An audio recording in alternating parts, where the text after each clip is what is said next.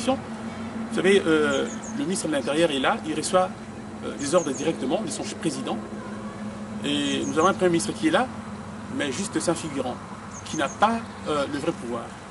Vous savez, le dossier important, de toutes les questions brillantes de la situation du pays, lui échappe. Le Premier ministre Dieng ne contrôle pas la situation sur ce plan-là. Vous savez, déjà, il ne contrôle pas des domaines aussi importants que la défense et la sécurité, le finance, la banque centrale, l'économie et tout ça. Il n'a aucun contrôle sur ça. Et quand ces gens-là se contredisent entre eux, ils sont tous membres d'un même gouvernement. Le Premier ministre fait des déclarations dans un sens et son ministre de l'Intérieur fait dans un autre. Je pense que là, c'est toute une cacophonie, quoi. C'est aussi la preuve d'ailleurs que ces gouvernements est voué à l'échec. Quand les gens ne peuvent pas parler le même langage. Alors, le militantisme de la PARECO, dans son idée de la refondation du Congo à la base, est-elle toujours en vigueur?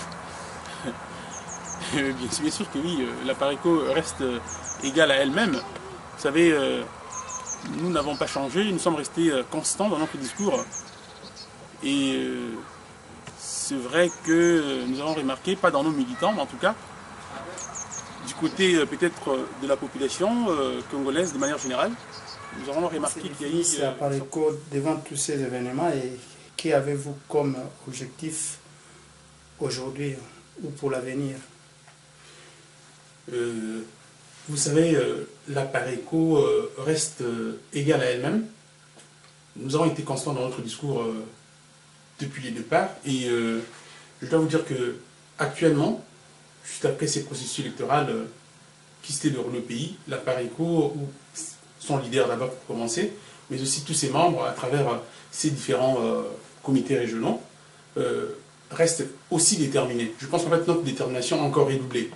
Après cette confiscation de notre victoire électorale, je dirais, la victoire électorale du peuple, qui a été confisquée pour être octroyée à quelqu'un qui n'en a pas les droits.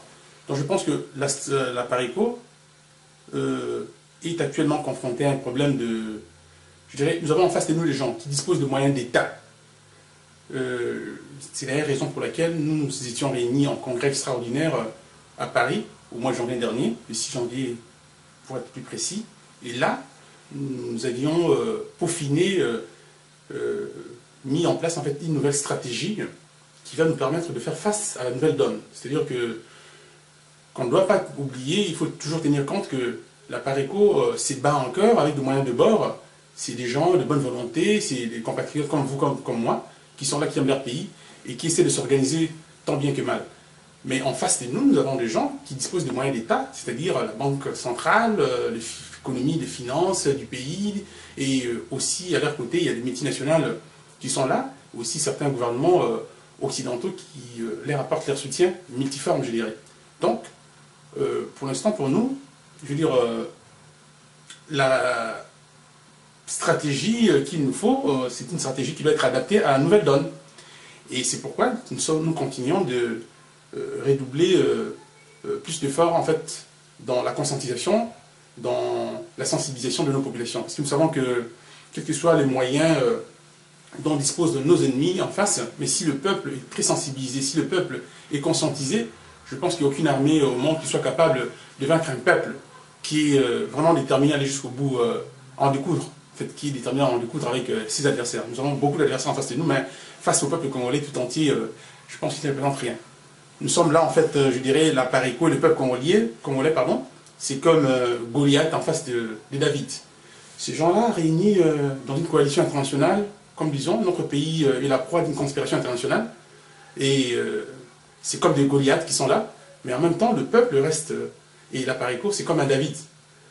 Vous voyez, c'est un petit peu ça, quoi. Nous essayons de mettre en place une stratégie très très bien adaptée à la situation actuelle, donc, tout en tenant compte du rapport de force qu'il y a entre nous et nos ennemis en face.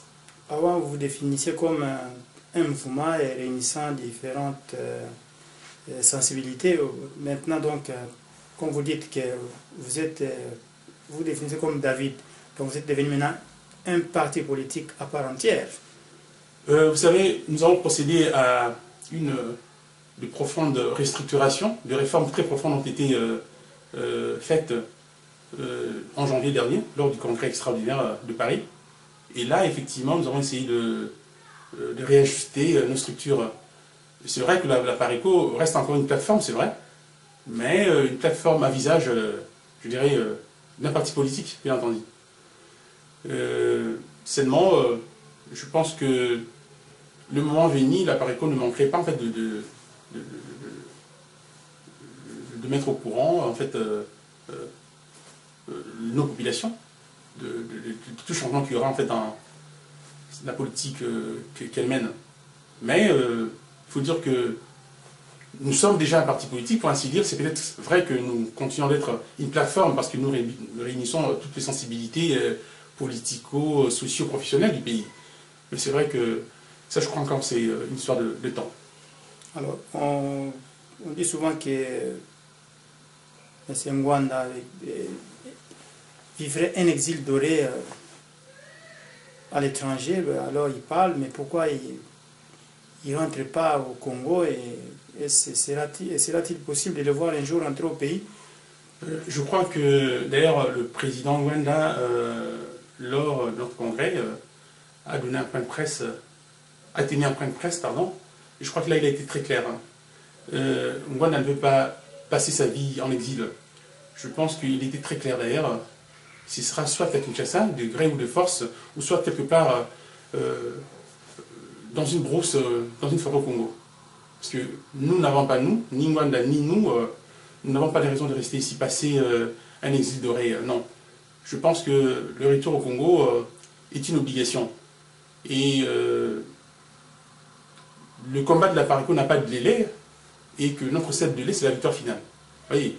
Donc, Ngwanda ne veut pas, n'a nullement l'intention, le président Ngwanda n'a nullement l'intention de rester, passer une exil doré ici, non, pas du tout. Au contraire. Mais il faut tenir compte d'une chose. Nous avons entendu dire ah, mais pourquoi ne va-t-il pas au pays, descendre au pays? Écoutez, vous savez, nous devons être responsables. Et surtout, tenir compte de la réalité qui est en face de nous. Nous avons affaire à des gens qui n'ont qu'une notion de l'État, qui n'ont qu'une notion du respect des droits de l'homme, qui n'ont qu'une notion du respect de normes démocratiques ou de normes diplomatiques, qui font n'importe quoi. Vous imaginez un pouvoir, je veux dire, celui qu'on appelle là-bas le président Congo, quelqu'un qui se permet d'attaquer son adversaire, qui représentait une institution. Déjà, je parle du mois d'août dernier, Bemba a été attaqué alors qu'il avait chez lui 4 autres ambassadeurs des pays qui faisaient partie de ces comités de contrôle du suivi en fait, quoi, du processus au Congo.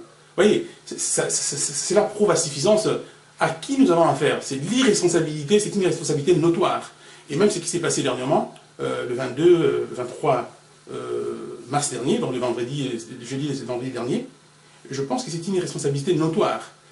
Qu'on engage le moyen d'État juste pour venir à bout d'une petite garde de 200 hommes environ, et engage les moyens d'État, c'est-à-dire des armes de guerre, comme ça, en pleine ville. C'est une irresponsabilité, où tout le monde a été pris dans un piège, aussi bien ces diplomates, ces expatriés qui vivent